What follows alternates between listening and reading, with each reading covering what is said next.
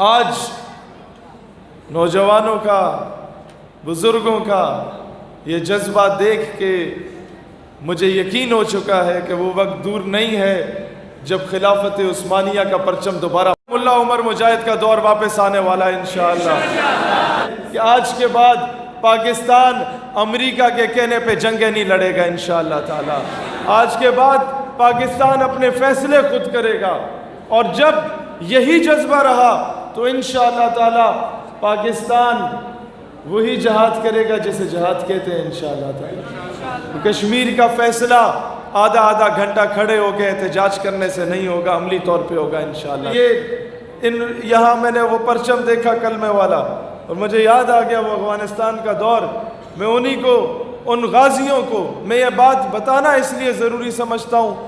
کہ آج تک ہمیں یہ کہا گیا کہ پیسے نہیں ہیں، ہم غریب ہیں، ہم منگتے ہیں،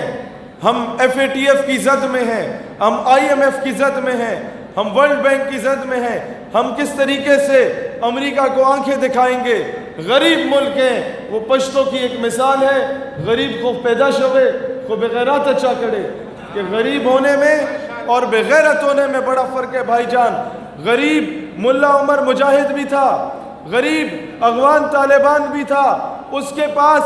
ہتھیار نہیں تھا، اس کے پاس یہ سوٹیاں تھیں، لیکن وقت کی سپر پاور کو جب اس دور میں کراچی کی سڑکوں پہ داڑھی سے گھسیٹا جا رہا تھا ملا عبدالغنی برادر کو، آج وہ مذاکرات کے میز پہ گھسیٹنے پہ مجبور کر دیا گیا امریکہ کو۔ وہاں مجھے قلندر لاہوری کی اس شعر کی تشریح سمجھ آتی ہے کہ اللہ کو پامردی مومن پہ بھروسہ، ابلیس کو یورپ کی مشینوں کا سہارا، کافر ہے تو کرتا ہے شمشیر پہ بھروسہ، مومن ہے تو بے تیغ بھی لڑتا ہے سپاہی۔ انہی مجاہدین کی نظر کہ ہم تختہ و تخت میں سے ایک چنا کرتے ہیں، ہم عجب شان سے دنیا میں جیا کرتے ہیں، توپ کیا چیز ہے، بندوق کسے کہتے ہیں، ہم تو ٹینکوں کی صفیں چیر دیا کرتے ہیں۔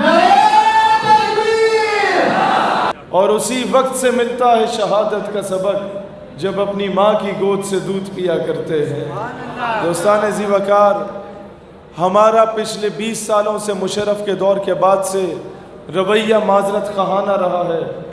ہم لوگوں نے جب تک دلیری سے مقابلہ کرنا نہیں سیکھا، یاد رکھنا یہ غلط کہتے ہیں تمہیں کہ اسلام یہ کہتا ہے ایک گال پہ کوئی تھپڑ مارے تو دوسری آگے کرو، نہیں،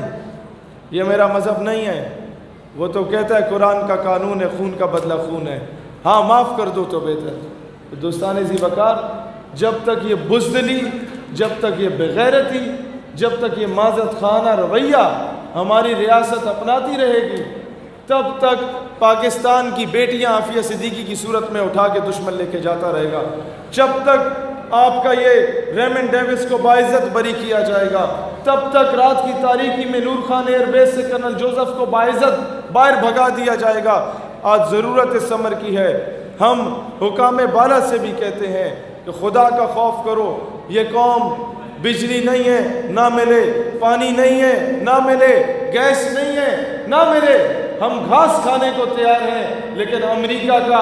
وہ جو ایڈ ہے اس پہ ہم لعنت بھیجتے ہیں، لعنت بھیجتے ہیں، لعنت بھیجتے ہیں، وہ ہمیں نہیں چاہیے۔